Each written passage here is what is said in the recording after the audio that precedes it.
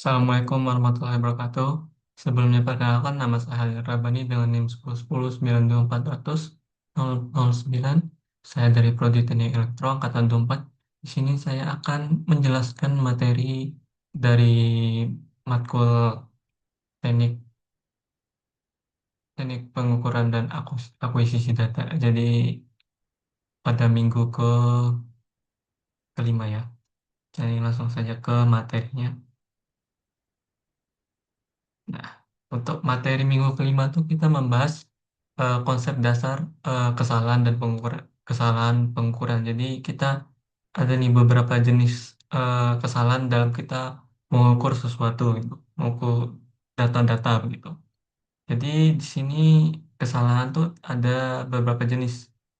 Yang pertama itu adalah kesalahan umum. Jadi karena kecerobohan atau error gitu dari alatnya itu.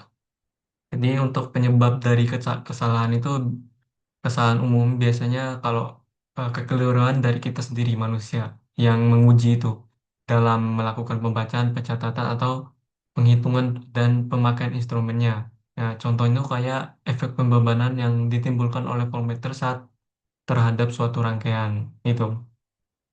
Atau kita menghitung rumus atau dan sebagainya lah. Eh, Kemudian ada misalnya tercatat di voltmeter itu sekian, tapi kita mencatatnya sekian gitu. Dalam penghitungan pencatatan pembacaan kita itu salah. Untuk menghindarinya atau mengurangi error gitu, kita cukup memperhatikan cara penggunaan dan pembacaan instrumen dengan baik. Jadi kita harus fokus ya, melihatnya atau mencatatnya dengan seksama gitu. Nah, kesalahan umumnya bentuknya itu pertama itu memakai instrumen ukur yang tidak sesuai. Biasanya tidak sesuai lah kita pakainya. Ya kita pakai misalnya kalau misalnya ya kita mau ngukur berat tapi kita pakai alat yang lain kayak ngukur panjang gitu. Atau biasanya terjadi perubahan nilai ukur ketika mengukur rangkaian yang lebih lengkap. Nah, contohnya ini ada efek pembebanan pada multimeter. Kemudian yang kita hindari itu dengan pemilihan multimeter secara cermat. Kita harus hindari nih. Nah, kemudian kesalahan umum dalam pengukuran berulang. Jadi kita ukur berkali-kali tapi hasilnya beda. Nah, jadi sebaiknya tuh setiap pembacaan dilakukan pada kondisi perubahan instrumen dari keadaan mati ke keadaan hidup.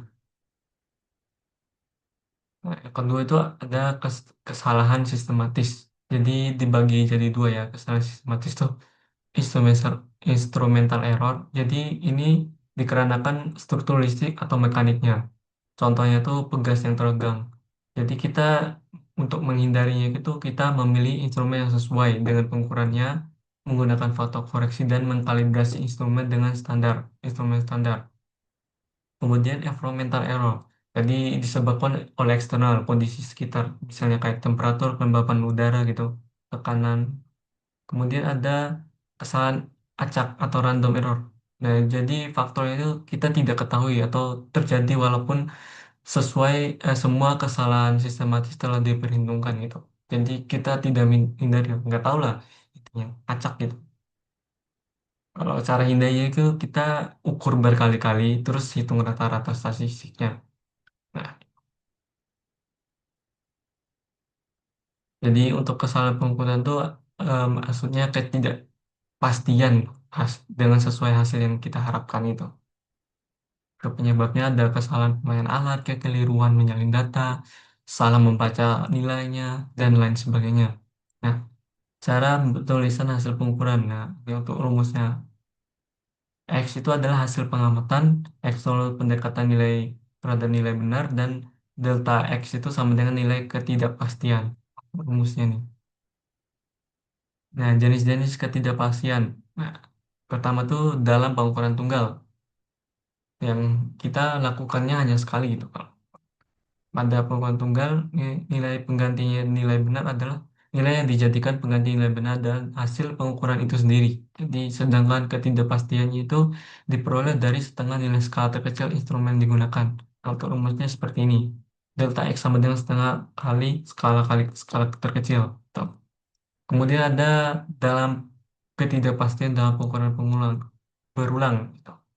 Jadi dalam pengukuran berulang ini pengganti nilai benarnya itu nilai rata-rata dari pengukuran berulang itu. Jadi misalnya kalau kita ukurnya itu 4 kali, kita hitung aja rata-rata dari 4 kali itu. Untuk rumusnya seperti ini.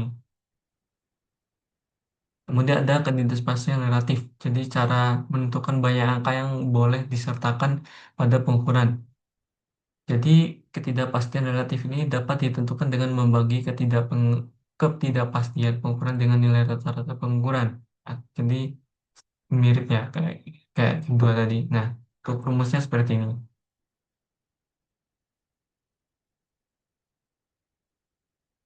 Nah, nah, untuk jenis-jenis kepastian seperti ini. Nah, aturannya tuh aturan ketidakpastian relatif itu banyak.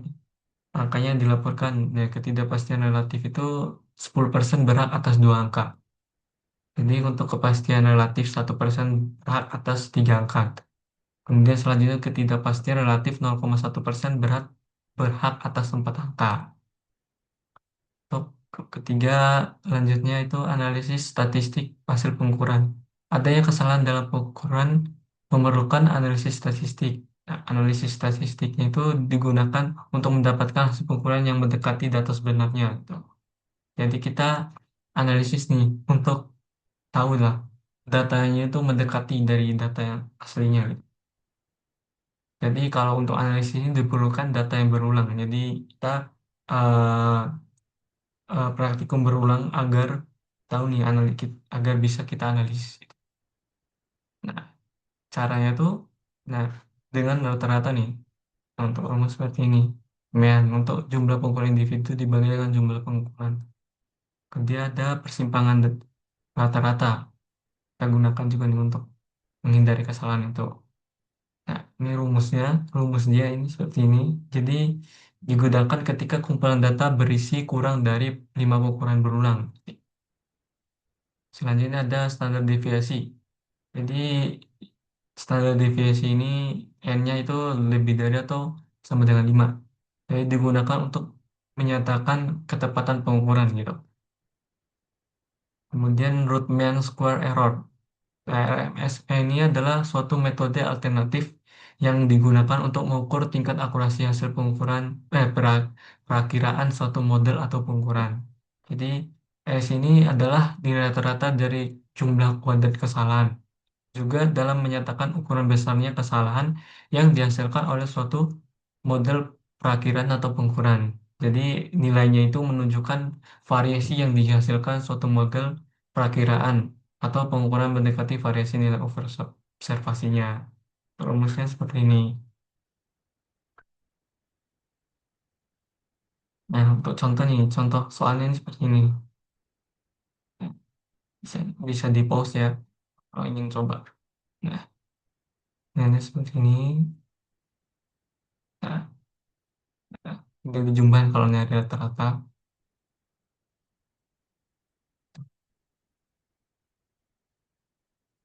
Nah, selanjutnya itu penentuan toleransi alat ukur. Jadi, eh, penentuan toleransi ini besar perbedaan antara kondisi aktual itu dibandingkan kondisi ideal sejauh bahwa perbedaan tersebut tidak sampai mengakibatkan kegagalan fungsi maupun penurunan fungsi yang signifikan. Jadi, misalkan itu sebuah komponen mesin mempunyai spesifikasi ukuran 50 mm dengan toleransi plus minus 0,1 mm, yang berarti bahwa komponen tersebut itu dapat berfungsi dengan baik asalkan ukurannya itu di antara 50 tadi, nilai 50 mm tadi bisa jadi 50,51 atau 49,9, yang pokoknya itu toleransinya itu kurang dari atau lebih dari 0,1 milimeter. Tuh. Nah, penentuan toleransi itu nilai kepastian itu pengukuran harus lebih lebih kecil dari nilai daripada toleransi yang diberikan. Kemudian ideal nilai kepastian pengukuran besarnya 1/10 dari toleransi. Kemudian toleransi itu berkaitan dengan produk yang diukur, bukan alat ukurnya. Untuk alat ukurnya terdapat istilah maksimum permissible error MPE. Antara MPE dan toleransi memang ada kesamaan makna, tapi dianjurkan untuk tidak dicampur adukan. Gitu.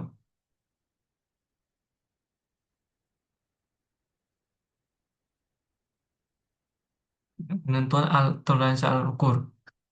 Instrumen dengan toleransi lebih tinggi dipilih karena sejumlah alasan, termasuk kompatibilitas dengan sistem pemantauan yang ada. Risiko lebih rendah dari pembacaan di luar toleransi mempengaruhi produk. Nilai keseluruhan yang lebih baik, pabrikan berada di vendor yang disetujui. Gitu.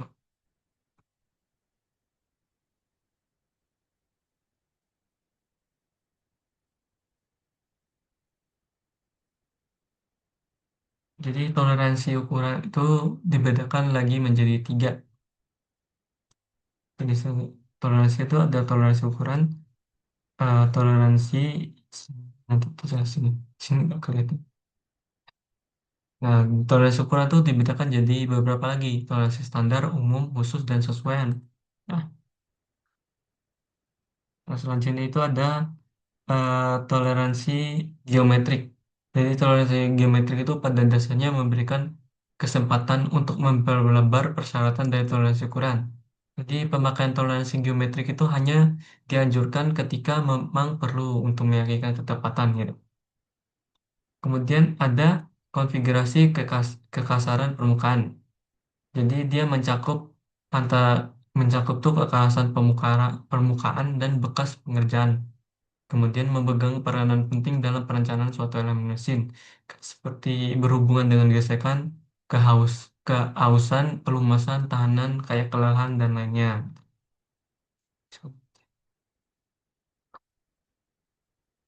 Mungkin sekian, mungkin itu aja dari saya.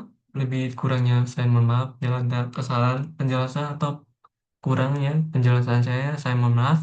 Wassalamualaikum warahmatullahi wabarakatuh.